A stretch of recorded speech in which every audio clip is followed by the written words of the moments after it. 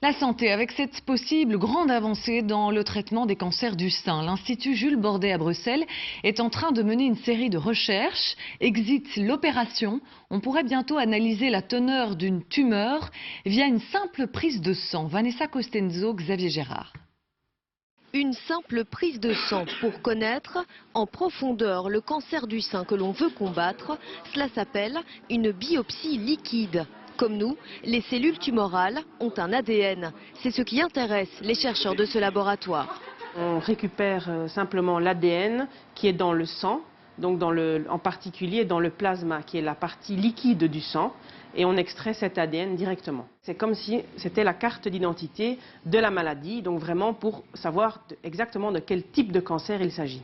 Et cette carte d'identité est fiable. Pour le savoir, les chercheurs l'ont comparée à celle tirée des biopsies tissulaires, des morceaux de la tumeur. Dans près de 80% des cas, les informations étaient les mêmes. Pour les patients, cela voudrait dire moins de prélèvements invasifs et moins d'effets secondaires lors des traitements. On sait que les cancers du sein évoluent dans les temps et on ne peut pas faire des biopsies à répétition tout le temps parce que c'est très invasif. Alors une simple prise de sang, par contre, on peut le faire à plusieurs fois, ce qui nous permet de suivre l'évolution de la maladie et adapter les traitements et donner ce qu'on appelle une médecine personnalisée.